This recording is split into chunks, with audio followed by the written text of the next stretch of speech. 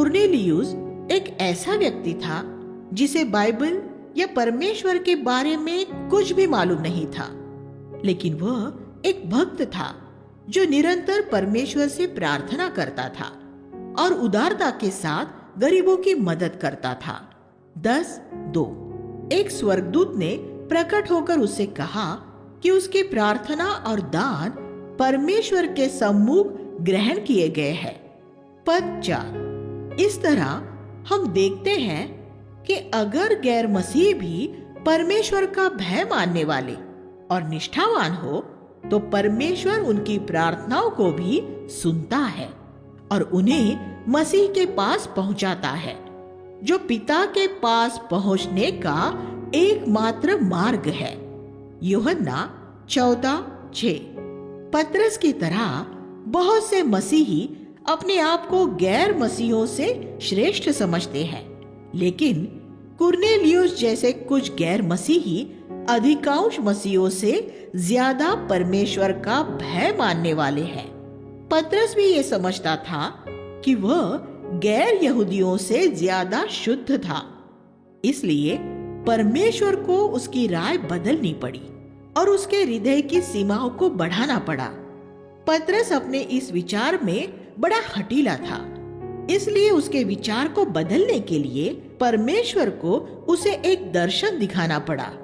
पद 11 इस दर्शन में पतरस ने एक चादर को आकाश से उतरते देखा, जिस पर सभी तरह के शुद्ध और अशुद्ध पशु थे, और उससे ये कहा गया कि वह उनमें से मारे और खाए। पतरस ने ऐसा करने से इनकार किया, क्योंकि उसने कभी कोई अशुद्ध वस्तु नहीं खाई थी, क्योंकि मूसा की व्यवस्था के अनुसार पशु अशुद्ध थे और यहूदियों के लिए उन्हें खाने पर प्रतिबंध था। ले व्यवस्था 11 लेकिन परमेश्वर ने उससे कहा कि जिसे परमेश्वर ने शुद्ध ठहराया है वह उसे अशुद्ध न कहे। उसे ये दर्शन 3 बार दिखाया गया। पतरस जबकि इस दर्शन को समझने की कोशिश ही कर रहा था कि कुर्नेलियुस के संदेशवाहक उस घर पर पहुंच गए जहां पतरस था, और उन्होंने उसे यह संदेश दिया कि एक स्वर्गदूत ने कुर्नेलियुस को दर्शन देकर उसे अर्थात पतरस को उसके घर पर बुलवाया है। तब पतरस को यह समझ आया कि परमेश्वर उसे इस गैर यहूदी के घर जाने के लिए कह रहा था, जिसे यहूदी अशुद्ध समझते थे। वह स्वर्गदूत जो कुर्नेलियुस के घर आया था, यकीनन इस सच्चाई को जानता था कि मसीह जगत के पापों के लिए मरा है और वह मृतकों में से जी उठा है। फिर उसने कुर्नेलियुस को वह सुसमाचार क्यों नहीं सुनाया और ये क्यों कहा कि वही संदेश सुनाने के लिए वो पतरस को बुलाए। पतरस के पास ऐसा क्या था जो स्वर्गदूत के पास नहीं था? मुझे यकीन है कि स्वर्गदूत पतरस से 10 गुना ज्यादा अच्छे ढंग से सुसमाचार सुना सकता था, लेकिन पतरस के पास उद्धार का वह अनुभव था जो स्वर्गदूत के पास नहीं था। कृपा के द्वारा उद्धार पाया हुआ एक पापी ही एक दूसरे पापी को उद्धार के बारे में बता सकता है। प्रेरितों के काम के पहले पद में हमने यही देखा था, वह जो यीशु ने किया और फिर सिखाया। अगर आपको किसी बात का अनुभव नहीं है तो उसके बारे में बात न करें। स्वर्गदूत ने भी इस ईश्वरीय सिद्धांत का सम्मान किया, इसलिए उन बातों का प्रचार न करें जो आप जानते हैं, बल्कि उनका प्रचार करें जिनका आपने अभ्यास किया है या आप कम से कम जिनका अभ्यास करने की खोज में है। जब पतरस कुर्नेलियुस के घर में आया तो उसने कहा, अब मैं सचमुच समझ गया हूं कि हर एक जाति में जो परमेश्वर का भय मानता है और सही काम करता है वही परमेश्वर को ग्रहण योग्य होता है। 10:35 सिर्फ हर एक जाति में ही नहीं, हर एक धर्म मत में भी। हर एक धर्म में से परमेश्वर उनका स्वागत करता है जो उसका भय मानते हैं और उन्हें मसीह तक पहुंचाता है कि वे उद्धार पाए। अगर पतरस कुरनेलियुस के घर जाने से इनकार कर देता तो क्या होता? क्या पतरस के आज्ञा न मानने की वजह से कुरनेलियुस उसका उद्धार खो देता? अगर पतरस नहीं जाता तो परमेश्वर याकूब, यूहन्ना या और किसी को भेजता। अगर हनन्याह तरसुस के शाऊल के पास नहीं जाता तो परमेश्वर किसी और को भेजता। अगर आप वहां नहीं जाएंगे जहां परमेश्वर आपको भेजता है तो परमेश्वर आपकी सेवकाई किसी दूसरे को दे देगा। 10:38 में पतरस ने यीशु की सेवकाई का इस तरह बयान किया, नासरत का यीशु जिसका परमेश्वर ने पवित्र आत्मा और सामर्थ से अभिषेक किया था और जो भलाई के काम करता और उन सबको जो दुष्टात्मा द्वारा सताए हुए थे चंगा करता फिरा, क्योंकि परमेश्वर उसके साथ था। यीशु के जीवन में भी सामर्थ ही पवित्र आत्मा के अभिषेक का प्रमाण था और उस सामर्थ से यीशु ने भलाई के काम किए और लोगों को शैतान की बुराई से छुड़ाया। परमेश्वर हमें पवित्र आत्मा से इसलिए भरता है ताकि हम दूसरों के साथ भलाई कर सके और उन्हें शैतान की बुराई से छुटकारा दिलाए। हमारे आसपास ऐसे लोगों की बड़ी भीड़ है जिन्हें शैतान सता रहा है। ऐसे लोग जो निराश है, जिनके वैवाहिक जीवन में कोई शांति या आनंद नहीं है, जिनका वैवाहिक साथी उन्हें सता रहा है, जिनके माता पिता उन्हें अनदेखा कर रहे हैं और कुछ ऐसे भी हैं जो आत्महत्या करने का विचार भी कर रहे हैं। परमेश्वर ने हमें ऐसे लोगों के बीच में इसलिए रखा है ताकि हम पाप और शैतान से छुटकारा पाने में उनकी मदद करें और फिर इस तरह उन्हें खुशी मिल सके। इस सेवकाई को पूरा करने के लिए अगर यीशु को भी पवित्र आत्मा के अभिषेक की जरूरत थी तो हमें और भी कितनी ज्यादा जरूरत होगी। हम पढ़ते हैं कि जब यीशु का अभिषेक हुआ तो परमेश्वर उसके साथ था और जब हमारा पवित्र आत्मा से अभिषेक होगा तो परमेश्वर हमारे साथ भी होगा। जब हम पुलपिट में खड़े होकर परमेश्वर के वचन का प्रचार करते हैं या जब हम किसी मनुष्य में से दुष्टात्मा निकालने जाते हैं तो लोगों को आशीष देने के लिए परमेश्वर हमारे साथ होगा।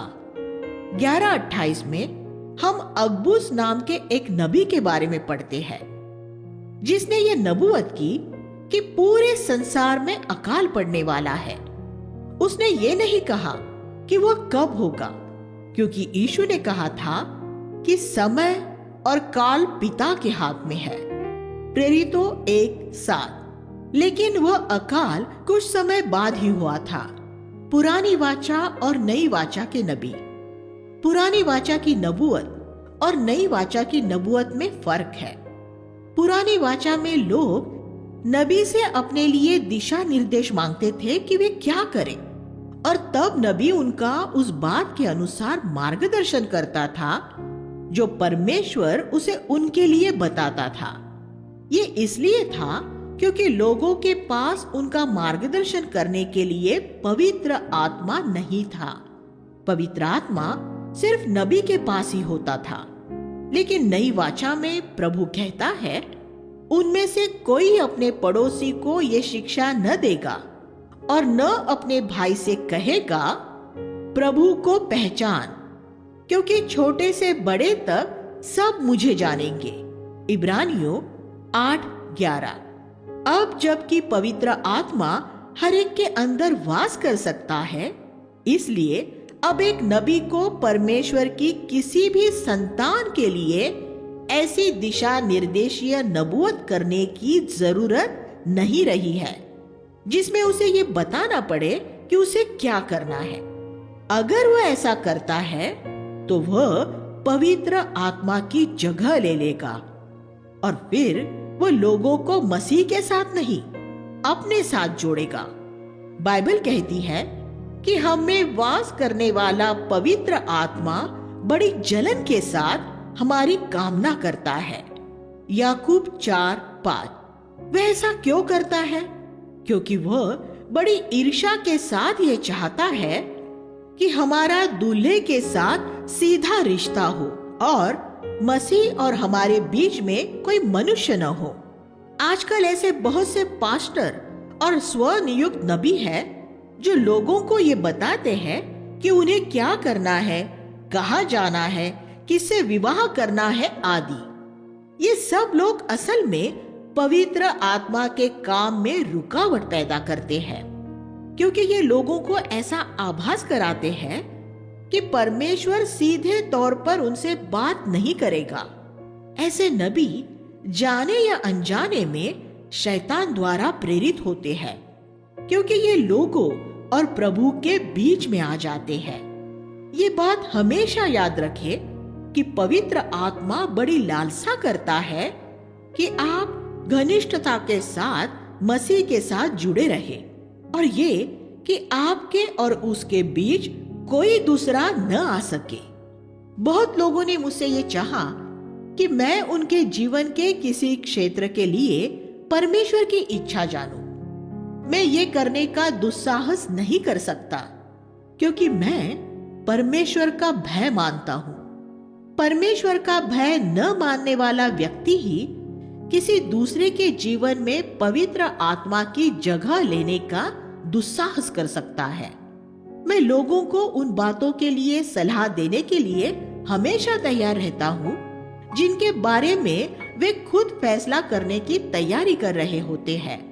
मैं उन्हें एक रास्ते में आगे बढ़ने के फायदों और खतरों के बारे में बता सकता हूँ, लेकिन फिर मैं उनसे प्रार्थना करने के लिए कहता हूँ और उन्हें ये आश्वासन देता हूँ कि परमेश्वर स्वयं पवित्र आत्मा द्वारा उन्हें बताएगा कि उन्हें क्या करना है। इसलिए किसी के जीवन के लिए परमेश्वर की इच्छा जानने की कोशिश करने द्वारा उनके जीवन में परमेश्वर का स्थान न ले। मसीह विरोधी के लिए ये कहा गया है कि वह परमेश्वर के मंदिर में बैठकर स्वयं को परमेश्वर प्रदर्शित करता है। 2 थिस्सलुनीकियों 2:4।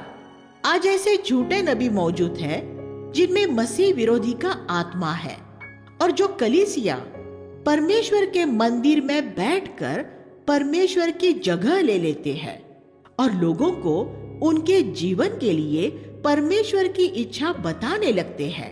ये स्वनियुक्त नबी झूठे नबी है।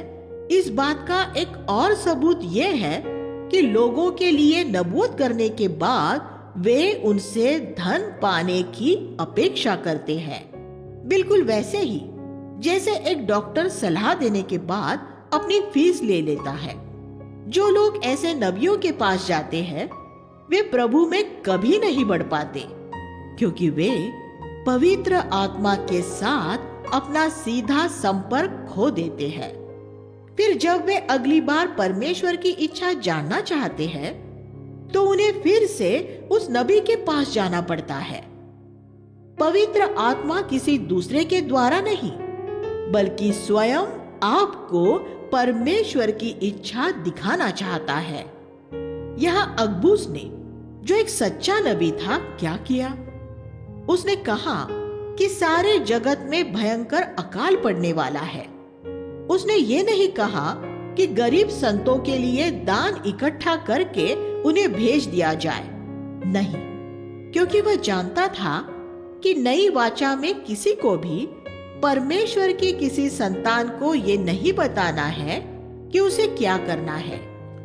जो बात झूठे नबी नहीं जानते, वह जानता था कि उसकी हद कहां तक है। परमेश्वर ने भविष्य के बारे में एक सच्चे नबी को जितना बताया होगा वो उतना बोलेगा और फिर चुप हो जाएगा।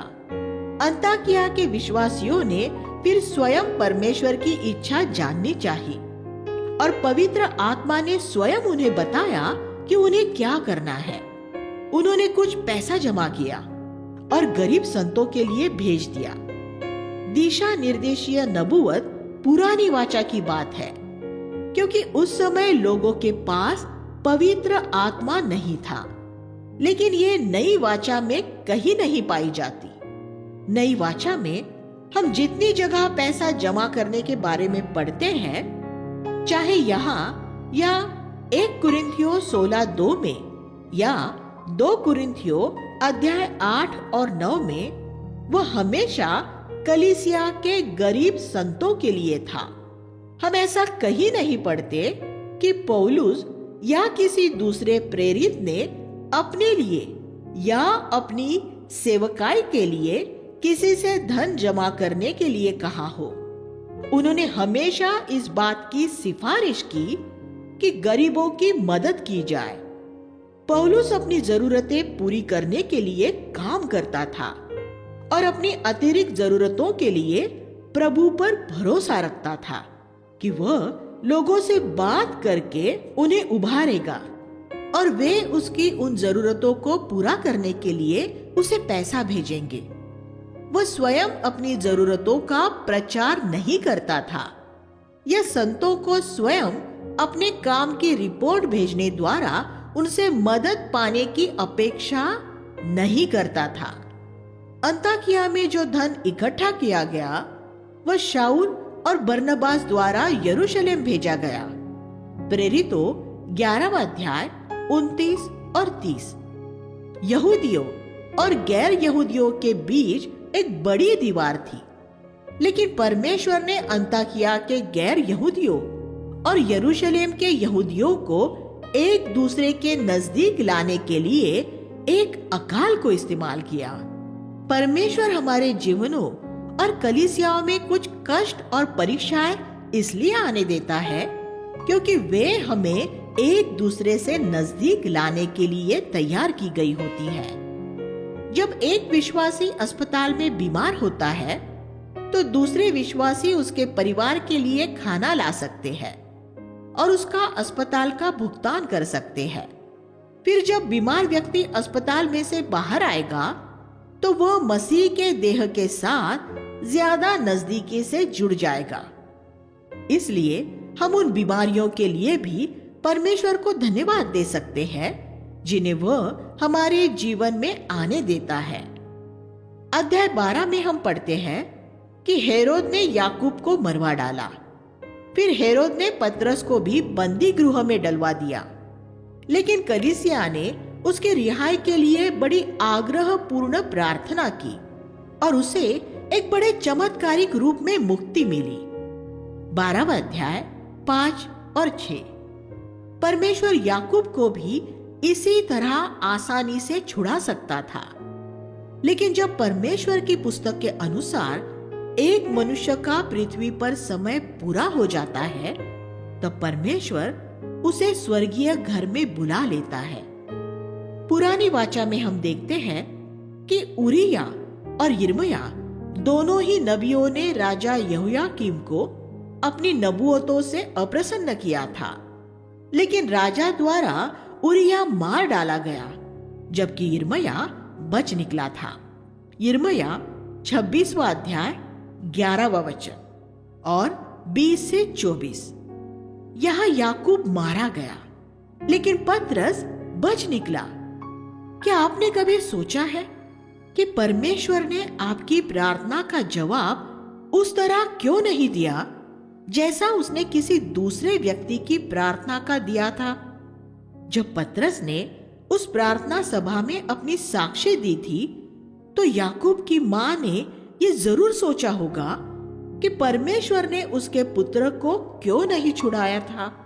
अगर वह ईश्वरीय स्त्री रही होगी, तो उसने परमेश्वर की प्रभुसत्ता को समझा होगा और पतरस के छूट जाने पर उसके परिवार के साथ आनंद मनाया होगा।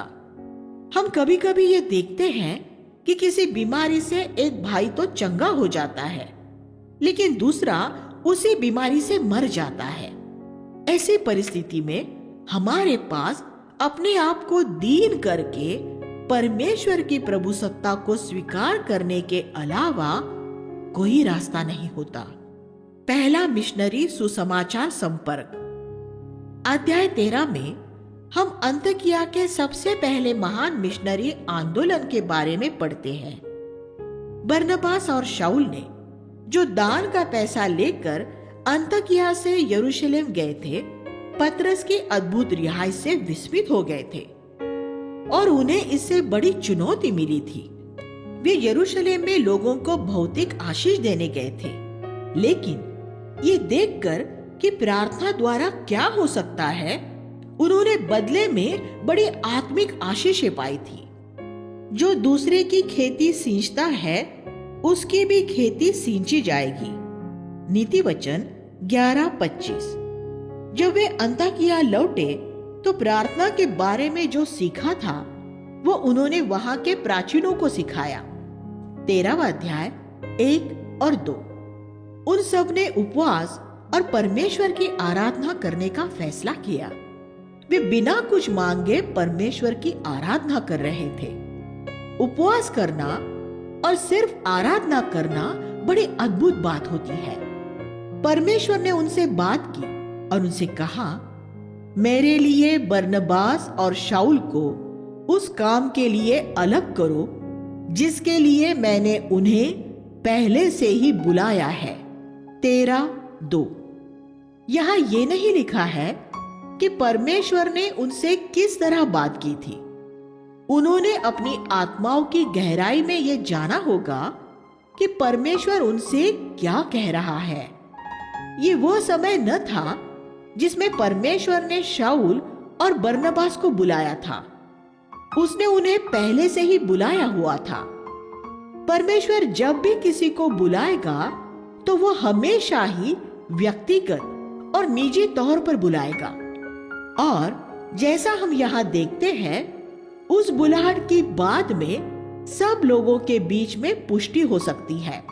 लेकिन जब कोई ऐसा बोले, प्रभु यूं कहता है, यहां जाओ या इस व्यक्ति से विवाह करे आदि, आपको ऐसे शब्दों को कूड़े के डिब्बे में डाल देने चाहिए जो उनकी सही जगह है। अगर परमेश्वर चाहता है कि आप कुछ करें तो वह निजी तौर पर आपसे बात करेगा।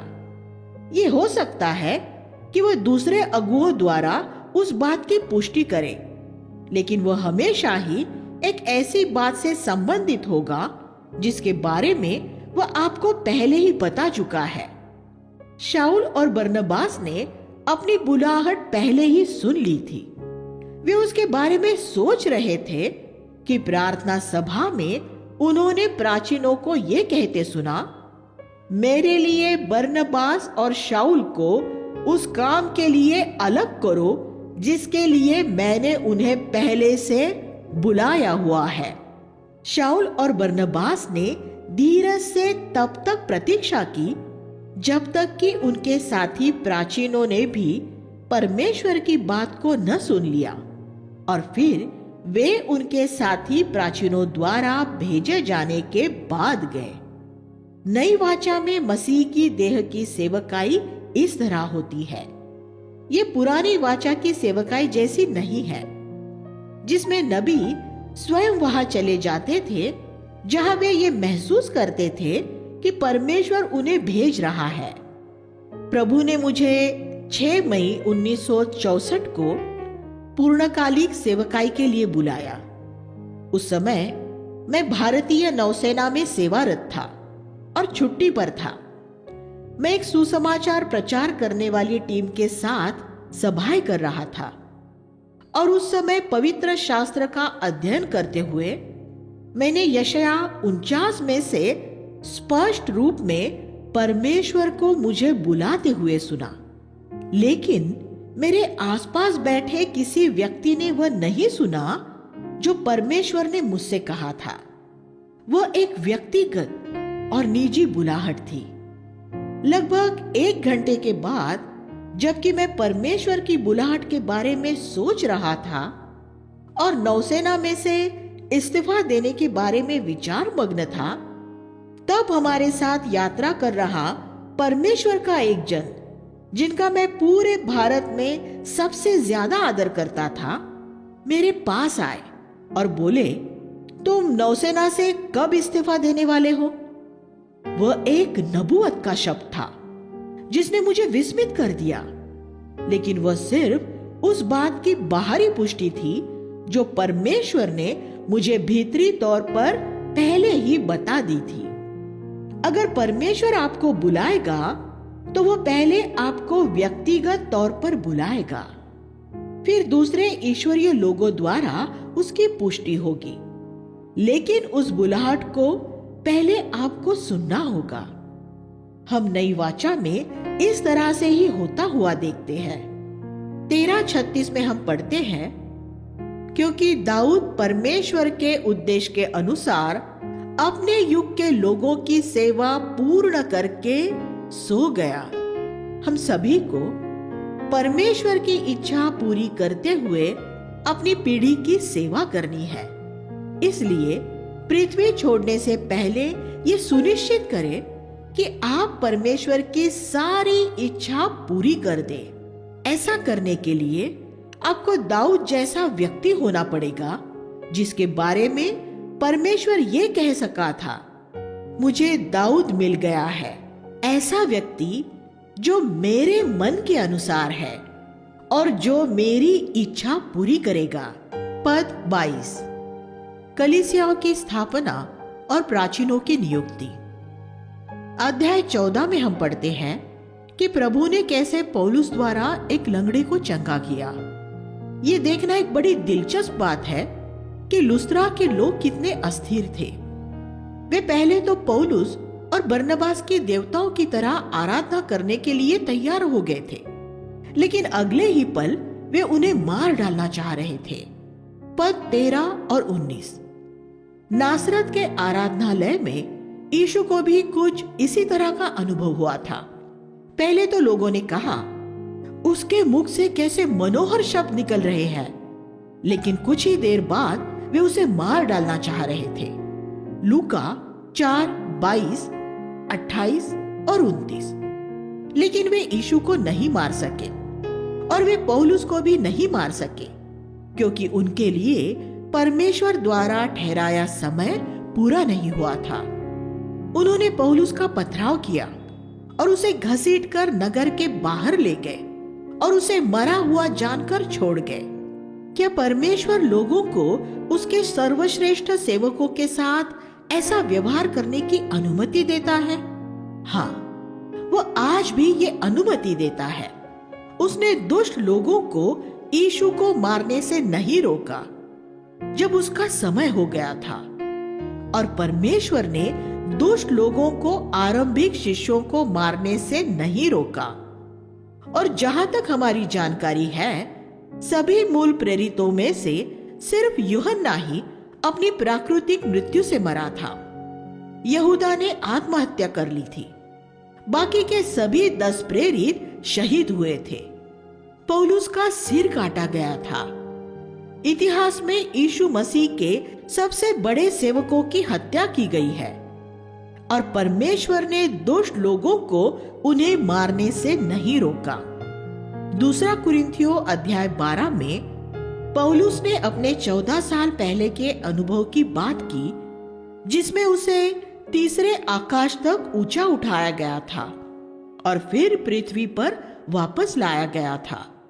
ये हो सकता है कि यह लुस्त्रा में उसके पथराव के समय हुआ हो, जब उसकी देह लुस्त्रा के बाहर पड़ी थी।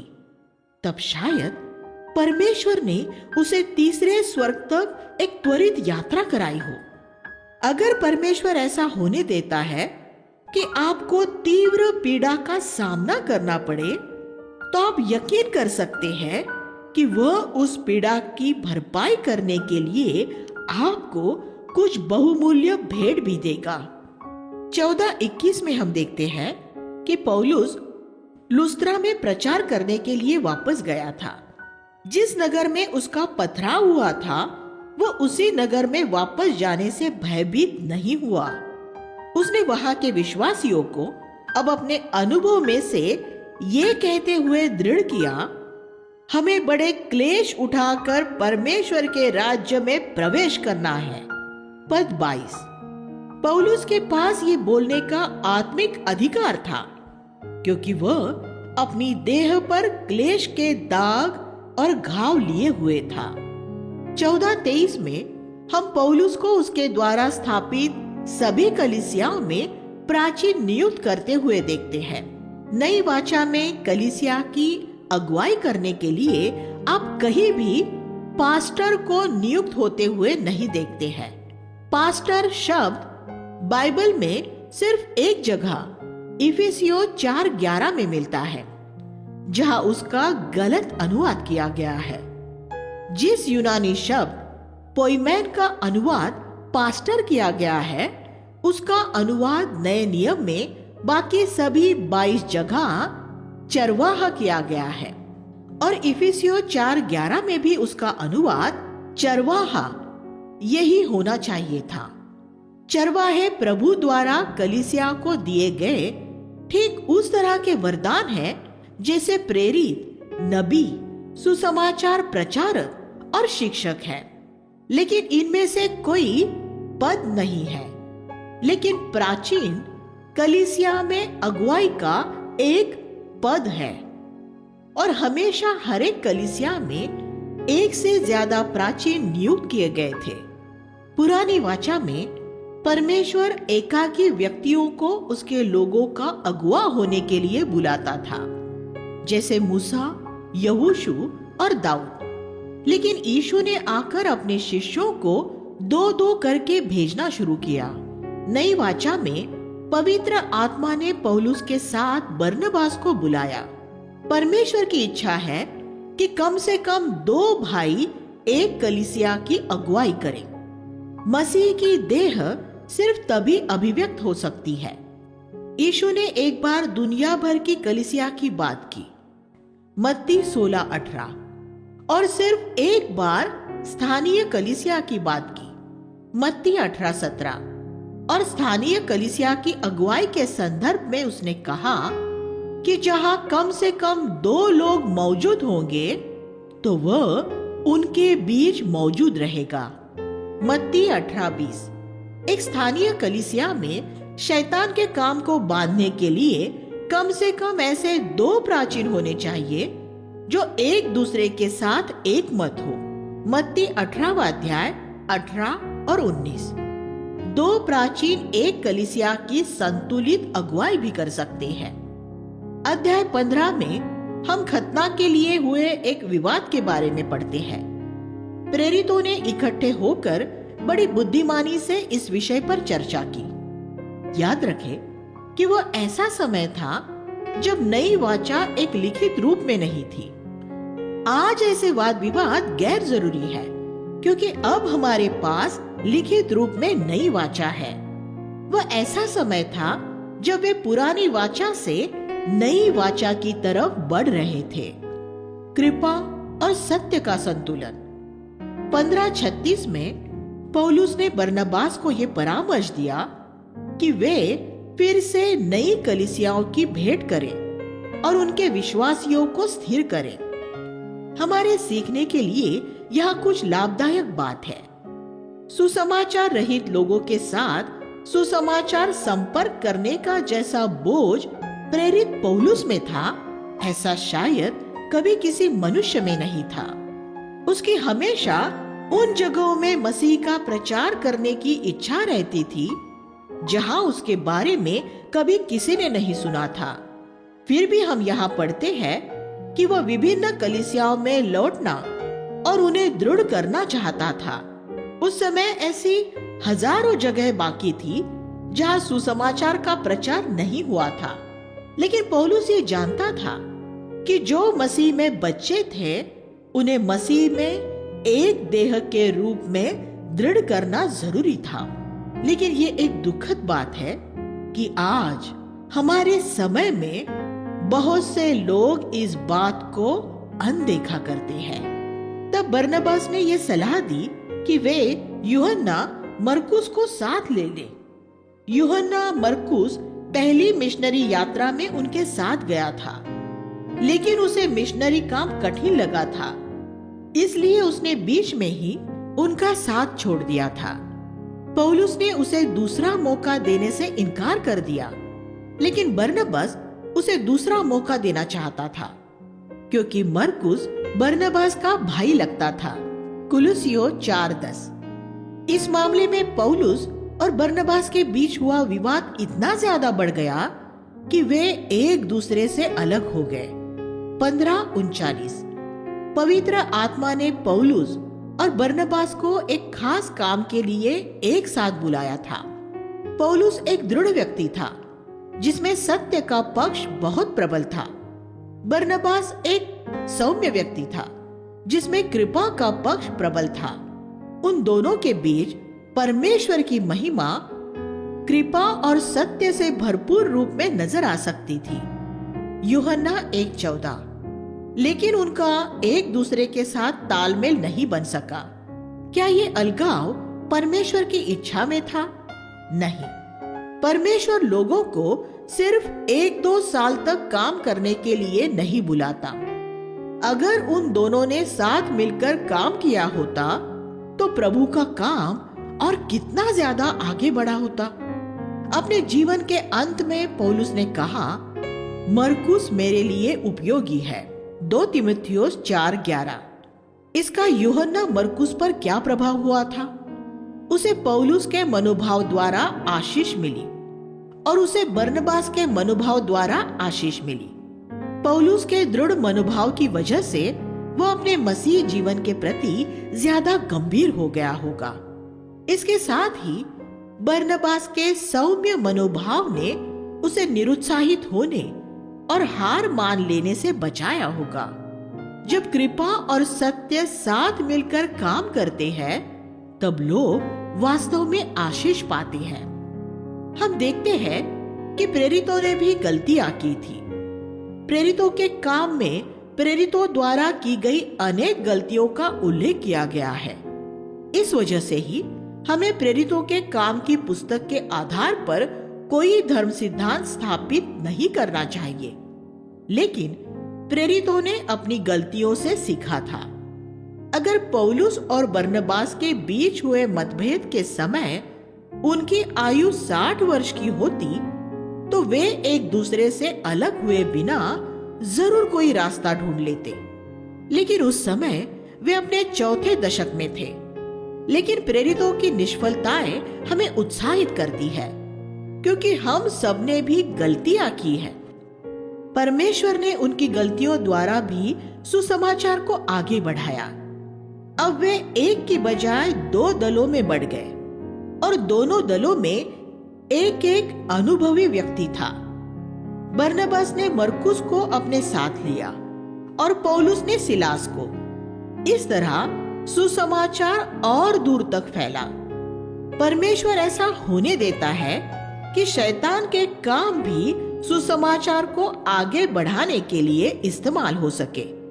प्रभु की स्तुति हो, वह हमारी गलतियों द्वारा भी ऐसा कर सकता है। 16वां अध्याय 1 और 2 में हम पौलुस की तीमुथियुस से मुलाकात के बारे में पढ़ते हैं। पौलुस ने सिलास को अपना सहकर्मी होने के लिए चुना था, लेकिन पौलुस के सहकर्मी के रूप में परमेश्वर के मन में एक दूसरा व्यक्ति था, तीमुथियुस। जब बरनबास ने पौलुस का साथ छोड़ दिया तब परमेश्वर ने देखा कि पौलुस को एक और सौम्य व्यक्ति की जरूरत है। तब उसने उसे तीमुथियुस दिया, जो एक उत्कृष्ट शिष्य था जिसका मनोभाव बरनबास जैसा था। तब हम पौलुस द्वारा की गई एक और गलती देखते हैं। उसने यहूदियों को प्रसन्न करने के लिए तीमुथियुस का खतना करवाया। बाद में पौलुस ने इस विषय में ज्योति पाई और उसने ये कहा कि खतना जरूरी नहीं है। गलतियों 5वां अध्याय 2 और 3। लेकिन प्रेरित पुरानी और नई वाचा के अंतराल में थे और उन्हें स्पष्ट ज्योति पाने में समय लगा था।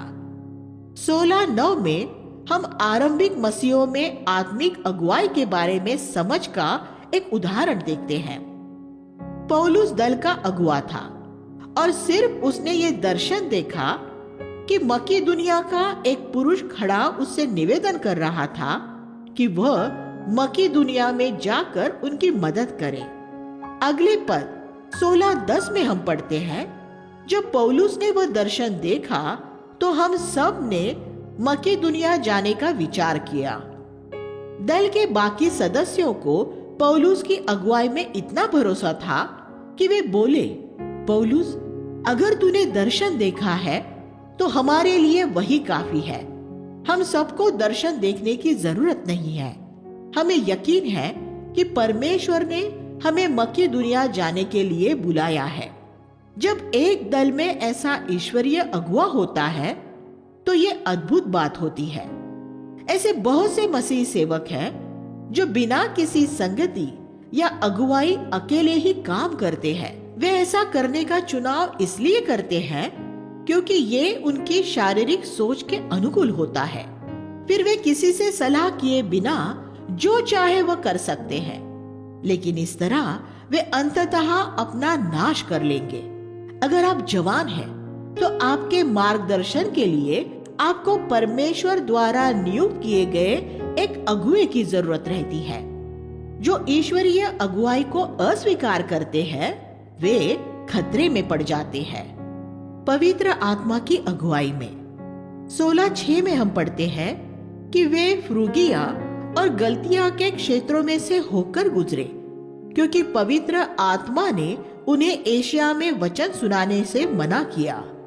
पवित्र आत्मा ने उन्हें गलातियों में कैसे रोका? पौलुस गलातियों 4:13 में इसके बारे में बताता है, तुम जानते हो कि पहली बार मैं किसी शारीरिक अस्वस्थता के कारण ही तुम्हें सुसमाचार सुना सका था। पौलुस एशिया माइनर में जाने की योजना बना रहा था, लेकिन वह गलातिया में बीमार पड़ गया था, इसलिए वह वहां से आगे नहीं जा सका था। और जब वह वहां था, तब उसने उस क्षेत्र के लोगों को प्रचार किया था। कुछ लोगों ने मन फिराया था और वहां कलीसियाएं स्थापित हुई थी। इस तरह पौलुस को एक जगह पर रोकने के लिए परमेश्वर ने उसे बीमार होने दिया, क्योंकि उस जगह में ऐसे लोग थे जिनका उद्धार होना था। इसलिए बीमार पड़ने पर ऐसा न सोचे कि आप परमेश्वर की इच्छा पूरी करने से चूक जाएंगे। 16:17 में हम एक दुष्टात्मा ग्रस्त लड़की को पौलुस और सिलास के पीछे पीछे घूमते और ये कहते हुए पाते हैं, ये मनुष्य परम प्रधान परमेश्वर के दास है। कुछ दिनों तक पौलुस ने उसे अनदेखा किया, लेकिन फिर उसने उस दुष्टात्मा को उसमें से निकल जाने के लिए कहा। पौलुस को किसी दुष्टात्मा की साक्षी की जरूरत नहीं थी। यीशु ने भी किसी दुष्टात्मा की साक्षी ग्रहण करने से इनकार किया था। 17वां अध्याय 10-11 में हम पढ़ते हैं कि पौलुस और सिलास बिरिया नगर में गए। बिरियाई लोगों को सज्जन कहा गया है, क्योंकि उन्होंने परमेश्वर के वचन को बड़ी उत्सुकता से ग्रहण किया था और वे प्रतिदिन पवित्र शास्त्रों में ये खोज करते थे कि जो बातें वे सुन रहे थे वे पवित्र शास्त्र के अनुसार थी या नहीं। वे हर एक प्रचारक के धर्म सिद्धांत की खोजबीन पवित्र शास्त्र के अनुसार करते थे, इसलिए उन पर यह खतरा नहीं था कि वे किसी झूठी शिक्षा के शिकार हो जाएंगे। और इस वजह से ही पौलुस को दूसरी कलीसियाओं की तरह बिरिया के लोगों को पत्र लिखकर उनके बीच किसी झूठी शिक्षा को सुधारने की जरूरत नहीं पड़ी थी।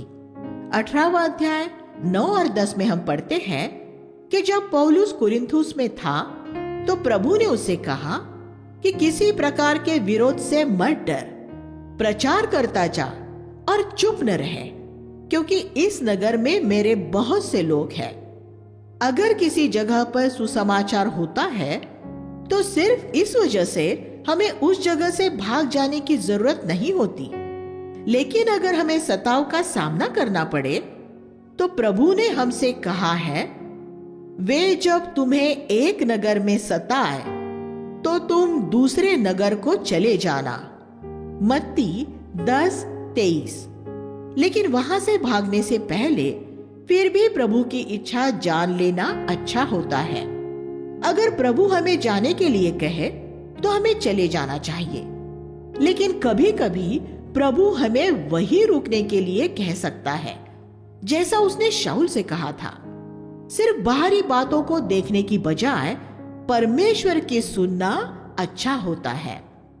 18वां अध्याय 24 से 28 में हम एक ईश्वरीय बहन प्रिस्किल्ला और उसके पति अक्विला को अपुल्लोस नाम के एक जोशीले भाई को सुसमाचार की ज्यादा समझ पाने में मदद करते हुए पाते हैं। ऐसा लगता है जैसे सुसमाचार के सत्य के बारे में प्रिस्किल्ला की समझ उसके पति से ज्यादा थी, क्योंकि नई वाचा में जिन 5 जगहों में इन दोनों के नामों का साथ साथ उल्लेख किया गया है 18-26, उनमें से 4 में प्रिस्किल्ला का नाम उसके पति से पहले है। वह जानती थी कि नई वाचा में बहनें नबूवत कर सकती है। प्रेरितों 2:17 और 1 कुरिन्थियों 11:5। लेकिन इसके साथ ही वह एक बहन के रूप में कलीसिया में अपना स्थान भी जानती थी। इसलिए उसने अपुल्लोस से अकेले सत्य बांटने की कोशिश नहीं की। उसने अपुल्लोस को अपने घर बुलाया और अपने पति के साथ बैठकर उसने उसे सुसमाचार समझाया। इसके परिणाम स्वरूप अपुल्लोस एक शक्तिशाली सुसमाचार प्रचारक बन गया। इस नई वाचा के युग में बहनों की बड़ी सेवकाई हो सकती है। 19:2 में पौलुस ने इफिसुस में कुछ शिष्यों से एक सवाल पूछा, जब तुमने विश्वास किया तब क्या तुमने पवित्र आत्मा पाया था? यह पौलुस का सवाल स्पष्ट तौर पर हमें यह सिखाता है कि एक विश्वासी के लिए मसीह में विश्वास करते समय ही पवित्र आत्मा पा लेना संभव है। 2, यीशु में विश्वास करने के बाद भी यह संभव है कि एक व्यक्ति पवित्र आत्मा न पाए। इसका अर्थ है कि उसने नया जन्म नहीं पाया है। 3, हम ये निश्चित रूप में जान सकते हैं कि हमने पवित्र आत्मा पाया है या नहीं। उन्होंने जवाब दिया कि हमने तो सुना भी नहीं कि पवित्र आत्मा है। तब उसने उनसे पूछा, फिर तुमने किसका बपतिस्मा लिया? ये दर्शाता है कि उन दिनों मसीही सिर्फ यीशु के नाम में ही बपतिस्मा नहीं लेते थे, बल्कि पिता, पुत्र यीशु मसीह और पवित्र आत्मा के नाम में बपतिस्मा लेते थे। इस वजह से ही पौलुस की यह अपेक्षा थी कि बपतिस्मा लेते समय उन्होंने पवित्र आत्मा के बारे में सुना होगा। फिर उन्होंने उसे बताया कि उन्होंने यूहन्ना का बपतिस्मा लिया था। फिर पौलुस ने उन्हें पिता, पुत्र यीशु मसीह और पवित्र आत्मा के नाम में बपतिस्मा दिया। फिर पौलुस ने उन पर हाथ रखे और उन पर पवित्र आत्मा उतरा और वे अन्य भाषाएं बोलने लगे और नबूवत करने लगे। प्रेरितों के काम में पवित्र आत्मा के काम करने के विभिन्न तरीकों को देखें। अध्याय 2 में 120 लोग प्रार्थना कर रहे थे और पवित्र आत्मा उन पर उतरा। अध्याय 8 में सामरिया के लोगों ने तब पवित्र आत्मा पाया जब यूहन्ना और पतरस ने उन पर हाथ रखे। अध्याय 9 में पौलुस ने हनन्या के हाथ रखने द्वारा पवित्र आत्मा पाया। अध्याय 10 में कुरनेलियुस ने पानी का बपतिस्मा लेने से पहले और बिना किसी के हाथ रखे संदेश सुनते समय ही पवित्र आत्मा पाया। यहाँ अध्याय 19 में उन्होंने हाथ रखने द्वारा पवित्र आत्मा पाया। इससे हम ये सीखते हैं कि पवित्र आत्मा हाथ रखे जाने या हाथ रखे बिना और पानी का बपतिस्मा लिए बिना भी पाया जा सकता है। इसमें तरीका मुख्य बात नहीं है, बल्कि पवित्र आत्मा पाने की हकीकत मुख्य बात है। 20वां अध्याय 17 से 35 में इफिसुस के प्राचीनों के साथ 3 साल तक रहने के बाद पौलुस उन्हें चेतावनी देता है। प्रभु की सेवा करने के बारे में हमारे लिए यहाँ सीखने की कुछ बातें हैं। सबसे पहले पौलुस ने मन फिराव और विश्वास के बारे में प्रचार किया था। 20-21 उसने मन फिराव के संदेश को आज के प्रचारकों की तरह अनदेखा नहीं किया था, और अब जब वह प्राचीनों को छोड़कर जा रहा था तो उसने अपने प्रचारों की विभिन्न विषय वस्तुओं के मुख्य बिंदुओं के बारे में बात नहीं की, बल्कि उसने उनका ध्यान इस बात की ओर आकृष्ट किया कि उसने उनके बीच में रहते हुए कैसा नम्रता और दीनता का सहज जीवन बिताया था। 20वां अध्याय 18 और 19 वह साहस के साथ ये कह सका था, मेरा अनुसरण करो जैसे मैं मसीह का अनुसरण करता हूं। जिनके बीच में हम रहते हैं उन लोगों के साथ हमारे शब्दों से ज्यादा हमारे जीवन को बात करनी चाहिए। फिर उसने उन्हें ये चेतावनी दी कि वे पहले अपने जीवनों की चौकसी करें और फिर अपने झुंड की देखभाल करें। 20-28 उसने उन्हें चेतावनी दी कि उसके जाने के बाद कलीसिया में भेड़िए घुस आएंगे। 20-29 वे भेड़िए पौलुस के रहते हुए क्यों न घुस सके थे? क्योंकि पौलुस एक बहुत सख्त द्वारपाल था। हर एक कलीसिया में एक ऐसा प्राचीन होना चाहिए जो भेड़ों की भेड़ियों से रखवाली करने के लिए अपनी लाठी का इस्तेमाल करने वाला हो। भजन संहिता 23:4। लेकिन अगर दूसरी तरफ प्राचीन एक कोमल सौम्य व्यक्ति होने के लिए अपना नाम कमाने की खोज में लग जाएंगे तो कलीसिया को शुद्धता की दशा में बनाए नहीं रखा जा सकेगा, क्योंकि फिर भेड़ के खालों में भेड़िए घुसकर कब्जा कर लेंगे और कलीसिया का नाश हो जाएगा। पौलुस ने उन्हें भी बताया कि उसने कैसे स्वयं मेहनत से काम करने द्वारा अपने आप को और अपने सहकर्मियों को संभाला था और किसी पर बोझ नहीं बना था। 20वां अध्याय 33 से 35। लेकिन उन प्राचीनों ने पौलुस की चेतावनी पर कोई ध्यान नहीं दिया और इफिसुस की कलीसिया धीरे धीरे प्रभु से दूर हो गई थी। प्रकाशित वाक्य 2 अध्याय 1 से 5।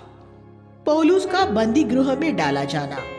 21वां अध्याय 3 से 14 में हम शारीरिक और आत्मिक नबूवत के बीच फर्क देखते हैं। सुर में कुछ मसीहों ने नबूवत की और पौलुस से कहा कि उसे यरूशलेम नहीं जाना चाहिए।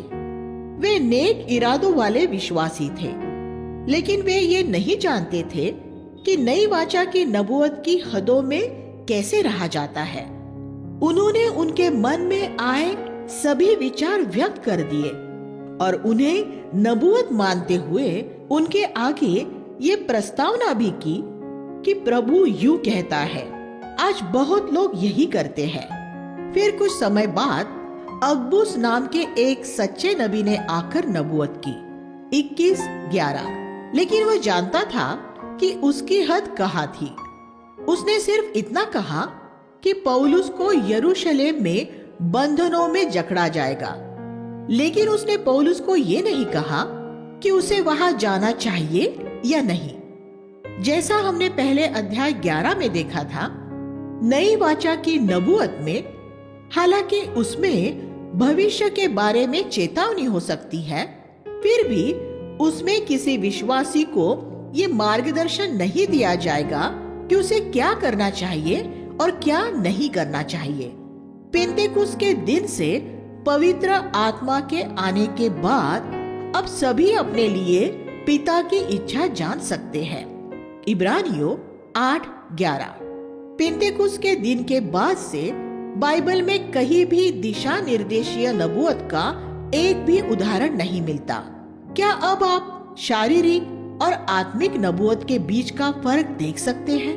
तब पौलुस यरूशलेम गया। क्या वह परमेश्वर की इच्छा में वहां गया था? वह निश्चय ही परमेश्वर की इच्छा में गया था। वहां प्रभु ने दर्शन देकर उसे कहा, साहस रख, क्योंकि जिस प्रकार तूने यरूशलेम में दृढ़ता से मेरी साक्षी दी है, वैसे ही तुझे रोम में साक्षी देनी है। 23:11। वह प्रभु ने उसे स्पष्ट बताया कि वह परमेश्वर की इच्छा में था। इसलिए अगर पौलुस ने उन नेक इरादों वाले लेकिन अपरिपक्व मसीहों की बात सुनी होती, जो नबूवत करके उसे यरूशलेम जाने से रोक रहे थे, तो वह यरूशलेम या रोम न गया होता और वह परमेश्वर की इच्छा पूरी करने से चूक जाता। रोम के बंदी गृह में से ही पौलुस ने इफिसियों, फिलिपियों और कुलुसियों की पत्रियां लिखी थी। अगर पौलुस ने शुरू में उन स्वनियुक्त नबियों की बात मान ली होती, जो ये कल्पना कर रहे थे कि प्रभु उनके द्वारा बात कर रहा है, तो हमें ये पत्रियां न मिली होती। अगर आप ऐसे लोगों की बात सुनेंगे जो आपको दिशा निर्देशीय नबूवत का वचन देते हैं, तो आज भी आप परमेश्वर की इच्छा से चूक जाएंगे। लेकिन इसी अध्याय में, अध्याय 21, जिसमें हम पौलुस को मनुष्यों की नहीं लेकिन पवित्र आत्मा की बात सुनता हुआ देखते हैं, हम उसे उसके मसीही जीवन की सबसे बड़ी गलती भी करते हुए देखते हैं, जिसमें उसने पवित्र आत्मा की नहीं मनुष्यों की बात सुनी। 21वां अध्याय 18 से 26 में हम ये पढ़ते हैं कि वह यरूशलेम की कलीसिया के अगुए याकूब के दबाव में आ गया और उसने यहूदियों के मंदिर की कुछ विधियां पूरी की और अपना सिर भी मुंडवाया। ये दर्शाता है कि कैसे परमेश्वर के महान जन भी तब निष्फल हो जाते हैं जब वे पवित्र आत्मा की भीतरी साक्षी को सुनना छोड़ देते हैं। 24:16 में पौलुस की साक्षी में हम उसके जीवन के एक बड़े रहस्य को देख सकते हैं। मैं परमेश्वर तथा मनुष्यों के बीच अपने विवेक को सदा निर्दोष बनाए रखने की कोशिश करता रहता हूँ। वो पाप को अपने विवेक में एक पल के लिए भी नहीं रहने देता है। वो उस पाप का परमेश्वर और मनुष्यों के सामने अंगीकार करते हुए सही हो जाता था। 26-19 में हम पौलुस के जीवन के एक और रहस्य को देखते हैं। मैंने स्वर्गीय दर्शन की आज्ञा का उल्लंघन नहीं किया। जब दमिश्क के मार्ग पर प्रभु ने पौलुस से मुलाकात की, तब उसने उसके पूरे जीवन का मानचित्र उसे नहीं दिखा दिया था। उसने पौलुस को एक कदम के बाद दूसरा कदम दिखाया और पौलुस ने आज्ञा का पालन किया। एक कदम के बाद दूसरे कदम में हम भी सिर्फ यही करने के लिए बुलाए जाते हैं। अध्याय 27 में हम पढ़ते हैं कि पौलुस को बंदी बनाकर जिस जहाज में रोम ले जाया जा रहा था, वह तूफान में टूट जाता है। फिर भी पौलुस के उसमें होने की वजह से कोई नहीं मरा। परमेश्वर ने उस जहाज में सवार सभी लोगों की रक्षा की।